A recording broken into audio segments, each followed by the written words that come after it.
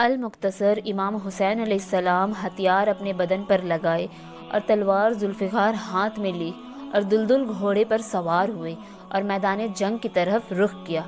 سب شہزادیاں بے قرار ہو کر کہنے لگی کہ آپ اس خوفناک جنگل اور دشمنوں کی فوج میں ہم کو کس پر چھوڑے جاتے ہیں؟ امام حسین علیہ السلام نے فرمایا، شہزادیوں خبردار ہو جاؤ، اپنے ثابت قدموں میں فرق نہ آنے دو۔ میں تم سب کو اللہ تعالیٰ کی سپرد کرتا ہوں، وہی تمہارا مددگار ہے، اور میدان جنگ کی طرف چل پڑے اور دشمنوں کو خدا کا خوف سنایا اور فرمائے کہ کیا میں خود یہاں آیا ہوں؟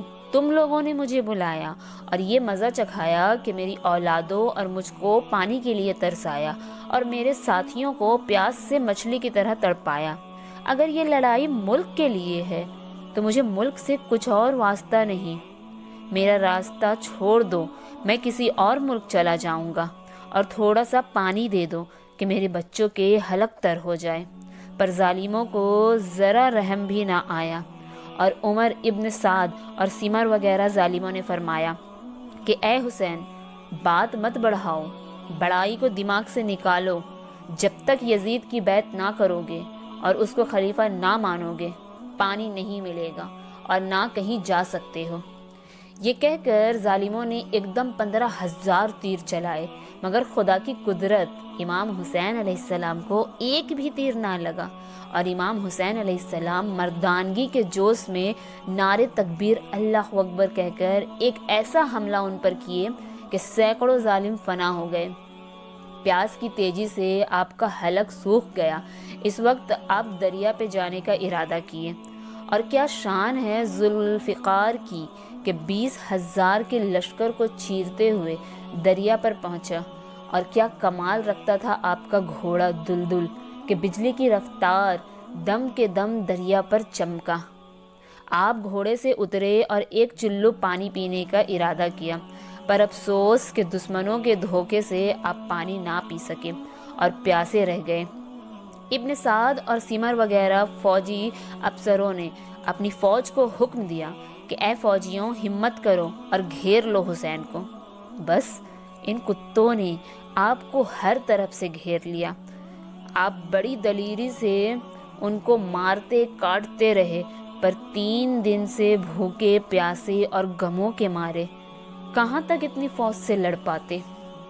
امام حسین علیہ السلام کا وہ نازک بدن حضرت محمد مصطفیٰ صلی اللہ علیہ وسلم کے ہم شکل تھا، زخموں سے چھلنی کر دیا ان کتوں نے، اور ایک تیر آپ کی پیشانی مبارک پر ایسا لگا کہ خون پیشانی سے اچھلا، جس سے آپ کا تمام چہرہ مبارک رنگا گیا اور آپ گھوڑے سے گر پڑے۔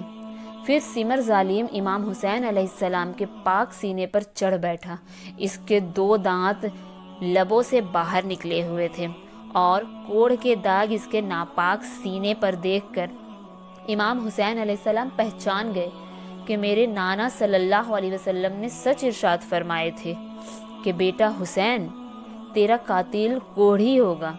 پھر امام حسین علیہ السلام نے سمر سے فرمایا کہ مجھے ظہر کی نماز کا وقت پایا، ذرا چھاتی سے اتر جا اور آخری نماز پڑھ لینے دے۔ سمر ظالم امام حسین کے سینے پاک سے ہٹا۔ پھر امام حسین علیہ السلام نے ظہر کے فرضوں کی نیت باندھی، اور جب آپ نے سجدہ کیا تو سمر ظالم نے آپ کا سر مبارک جدا کر دیا۔ اللہ اکبر!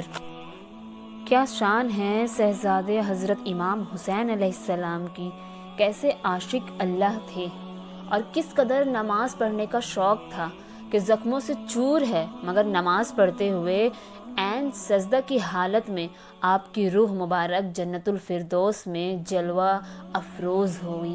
مسلمان بھائیوں اور بہنوں، اللہ تعالیٰ کے مقبول اور پیارے بندوں کے حالات پڑھنے اور سننے کی غرض یہ ہے کہ حالات سے نصیحت حاصل کی جائے، ان کا صبر شکر کرنا، دین کے کاموں میں مضبوط رہنا، ہر حال میں اللہ و رسول کی تابعداری کرنا، 5 وقت نماز وقت پر پڑھنا، غم ہو، خوشی ہو، سفر ہو یا بیماری ہو، کسی حال میں نماز قضا نہ ہونے دیا۔ اب آپ یہ سوچیں کہ محرم میں آپ لوگ کیا کرتے ہیں، کیا آپ امام حسین علیہ السلام کی اس قربانی سے بہتر سیکھ حاصل کر رہے ہیں؟